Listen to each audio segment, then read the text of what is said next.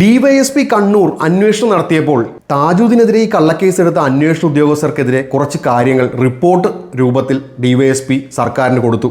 ആ റിപ്പോർട്ട് എല്ലാവരും കേൾക്കേണ്ട ഒന്നാണ്.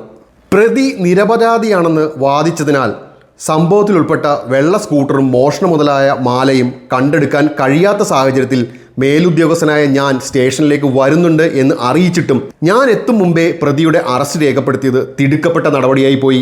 CCTV വിഷ്വലിൽ സംഭവ സ്ഥലത്ത് നിന്ന് രക്ഷപ്പെട്ടു പോകുന്ന ആൾക്ക് താജുദ്ദീനേക്കാളും കൂടുതൽ തടി തോന്നിക്കുന്നു എന്നും ടിയാന്റെ കയ്യിൽ സ്റ്റീൽ വള ധരിച്ചു കാണുന്നത് സംശയമുണ്ടാക്കുമെന്നുണ്ടെന്നും മറ്റും ഞാൻ SIയുടെ ശ്രദ്ധയിൽപ്പെടുത്തിയപ്പോൾ അത് ക്യാമറയുടെ പ്രശ്നമാണെന്ന് പറഞ്ഞ് ഗൗരവത്തിലെടുക്കാതിരുന്നത് അന്വേഷണ ഉദ്യോഗസ്ഥൻ എന്ന നിലയിൽ സൂക്ഷ്മമായി കാര്യങ്ങൾ വിലയിരുത്താനുള്ള പ്രാപ്തിക്കുറവായി വിലയിരുത്തേണ്ടി വരും.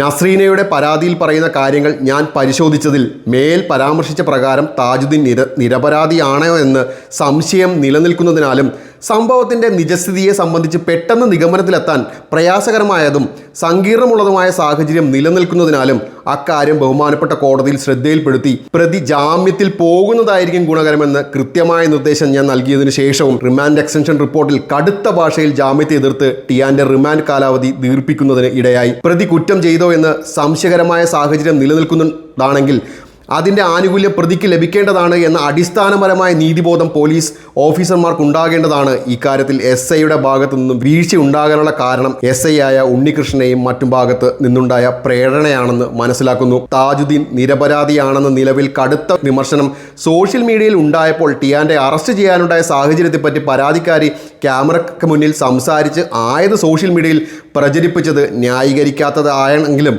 അതിനുശേഷം SI തന്നെ കേരള വിഷൻ ചാനൽ ക്യാമറയ്ക്ക് മുന്നിൽ നടത്തിയ ദീർഘമായ സംഭാഷണം പോലീസ് ഓഫീസർമാരുടെ ഭാഗത്തു നിന്ന് ഉണ്ടാകാൻ പാടില്ലാത്ത വിധത്തിലുള്ളതും തീർത്തും വൈകാരികവുമായ പ്രതികരണമായി പോയി. ഞാൻ അന്വേഷണം ഏറ്റെടുത്തതിന് ശേഷം SIയുടെ ഭാഗത്തു നിന്നുണ്ടായ മേൽ പ്രതികരണം അനവസരത്തിലുള്ളതും ഒഴിവാക്കേണ്ടതുമായിരുന്നു. ഇത്രയും പോരെ ഒരു SI വിചാരിച്ചാൽ ഒരാളെ എന്തെല്ലാം ചെയ്യുമെന്ന് മനസ്സിലാക്കാൻ? കേരള പോലീസിലെ മുഴുവൻ പോലീസുകാരെയും അടക്കി പറഞ്ഞുകൊണ്ടല്ല ഈ വീഡിയോ ചെയ്യുന്നത്. ഇത്തരത്തിലുള്ള പോലീസ് ഉദ്യോഗസ്ഥർ കേരള പോലീസിൽ ഇപ്പോഴുമുണ്ട്. ഭരണവകുപ്പ് ഇവർക്ക് ഒത്താശ ചെയ്തു കൊടുക്കുന്നത് കൊണ്ടാണ് ഇത്തരത്തിലുള്ള ക്രൂരതകൾ പാവപ്പെട്ടവർക്ക് നേരെ ഇവർ ചെയ്യുന്നത്. ഇതിനൊരു അവസാനം ഉണ്ടാവാൻ താജുദ്ദീന്റെ നിയമ പോരാട്ടം സഹായകരമാവും. നമ്മൾക്കിടയിലുമുണ്ട് ഒരുപാട് താജുദ്ദീന്മാർ, എന്ത് ചെയ്യണമെന്നറിയാത്ത താജുദ്ദീന്മാർ.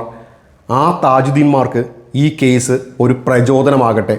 100 കുറ്റവാളികൾ രക്ഷപ്പെട്ടാലും ഒരു നിരപരാധി പോലും ശിക്ഷിക്കപ്പെടരുത്. ഇതിന് നമ്മുടെ നീതിന്യായ വ്യവസ്ഥ കൊണ്ട് സാധിക്കണം.